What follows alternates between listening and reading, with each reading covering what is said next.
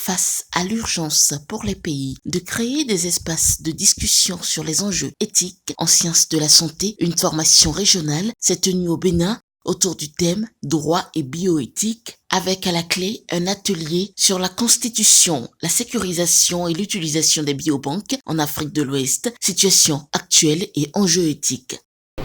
Qu'est-ce que nous appelons biobanque? Une biobanque, c'est la collection systématique d'échantillons de substances corporelles, cellules, tissus, sang, ainsi que l'ADN.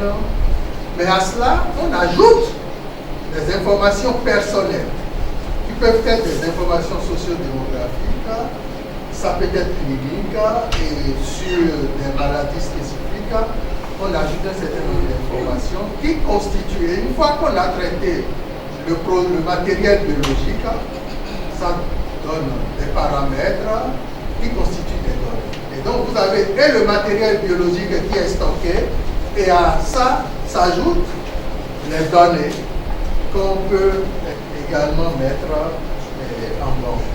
Et donc c'est cette association qui donne une opportunité de recherche et une opportunité de bienfaits futurs pour nos communautés. Et c'est l'intérêt que nous portons à la thématique.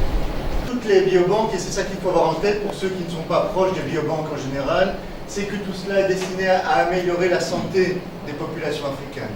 C'est faire des recherches, promouvoir des recherches à partir de ces biobanques qui vont améliorer la santé des populations africaines. Donc ça me semble vraiment très, très, très important.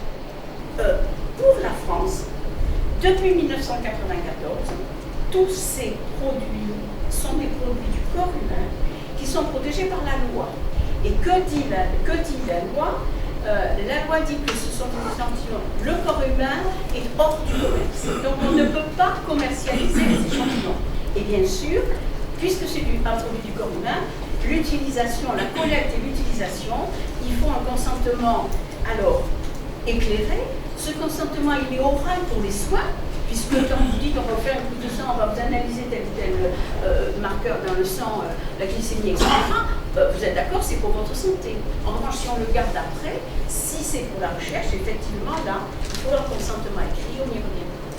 Alors, pour des raisons pédagogiques, on peut essayer de dissocier tout ces temps entre le moment de la collecte, le moment du stockage et le moment de l'utilisation.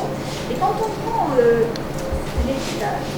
consentement, par exemple, eh bien, on se rend compte que le consentement qu'on va donner initialement est celui qui va fonder finalement l'utilisation et l'usage in fine, et que le périmètre de ce consentement initial, c'est ce qui va permettre justement de savoir qu'est-ce qu'on va pouvoir faire dans le temps au niveau de leur usage.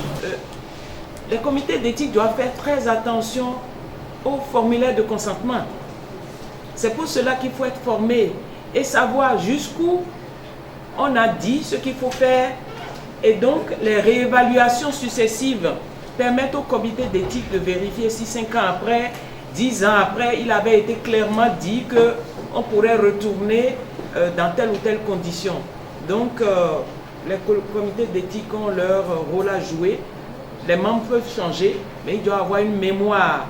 À l'ouverture des travaux, le professeur Marius Wendo a rappelé l'importance de cet atelier pour le système de santé au Bénin et la nécessité de disposer de bonnes compétences en la matière.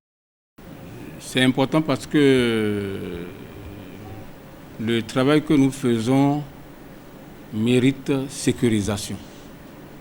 Et si vous êtes là, c'est pour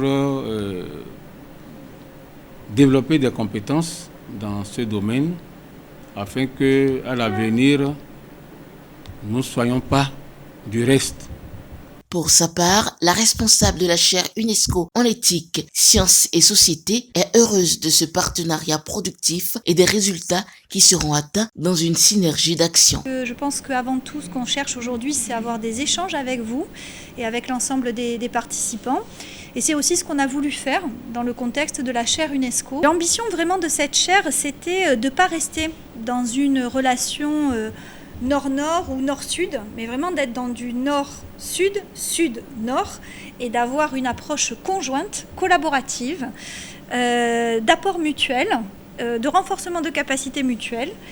Et j'espère que c'est ce que nous ferons. Creuset d'échanges et d'exposés interactifs, au-delà d'outiller les parties, cet atelier a ressorti les notions essentielles autour de la bioéthique, sa pertinence pour les acteurs et pour l'encadrer, les règles appliquées de part et d'autre.